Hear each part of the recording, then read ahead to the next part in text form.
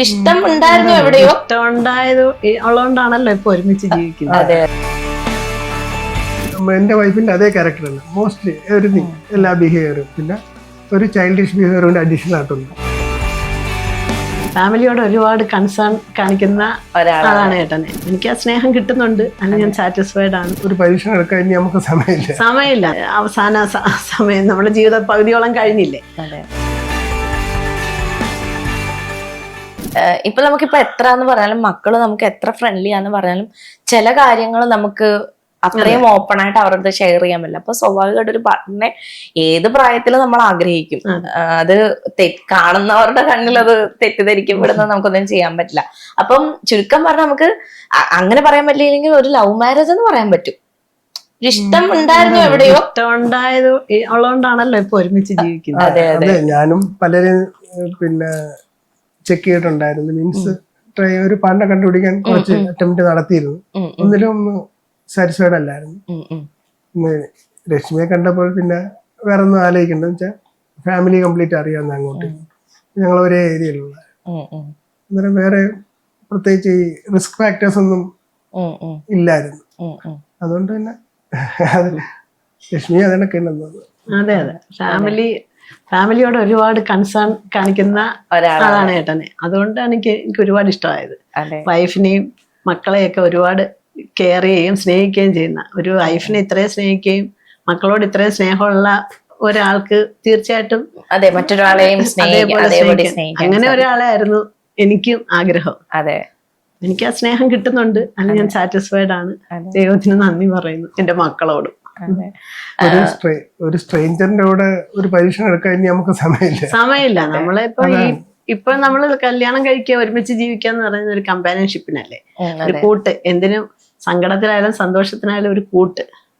അപ്പൊ അത് നമുക്ക് കംഫർട്ടബിൾ ആയിട്ടുള്ള ഒരാളല്ലെങ്കിൽ നമ്മൾ ഒരുപാട് അവസാന സമയം നമ്മുടെ ജീവിത പകുതിയോളം കഴിഞ്ഞില്ലേ. അപ്പൊ ഇനി അതൊരു റിസ്ക് ആവരുതല്ലോ. ഇപ്പൊ ഫുള്ളി സാറ്റിസ്ഫൈഡാ. ദൈവം ഇങ്ങനെ അങ്ങ് നിലനിർത്തിയാൽ മതി. അതെ. സാറിന്റെ വൈഫിന് എന്ത് സംഭവിച്ചതായിരുന്നു? ഒരു ഇൻഫെക്ഷൻ, കിഡ്നി ഇൻഫെക്ഷൻ വന്നായിരുന്നു. അത് സീരിയസ് ആയിട്ട് മറ്റുള്ള ഓർഗനെയും ഇൻഫെക്ട് ചെയ്ത് അന്നേരം പിന്നെ ട്രീറ്റ് ചെയ്തിട്ട് പറ്റുന്നില്ല. 3 days പിന്നെ ICUലായിരുന്നു. 3rd day she passed.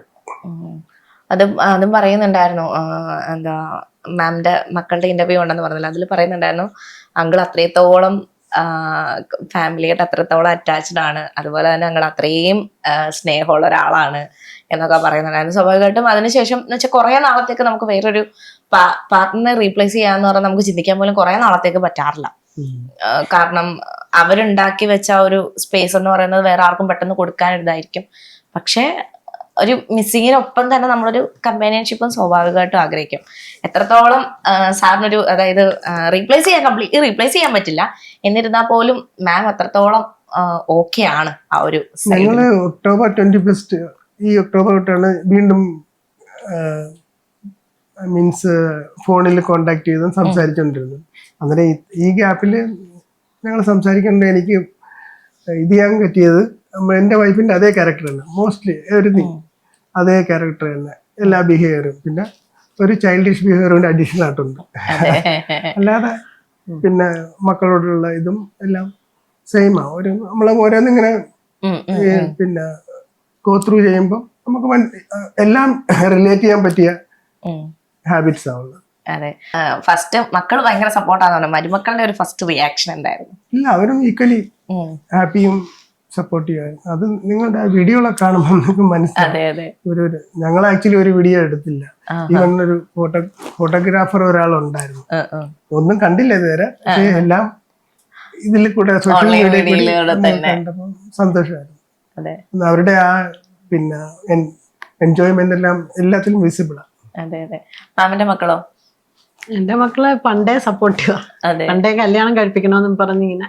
നമ്മള് മെന്റലി ഞാൻ മെന്റലി പ്രിപ്പയർഡ് അല്ലായിരുന്നു. അങ്ങനെ ഒരു കാര്യം ചിന്തിച്ചിട്ടേ ഇല്ലായിരുന്നു.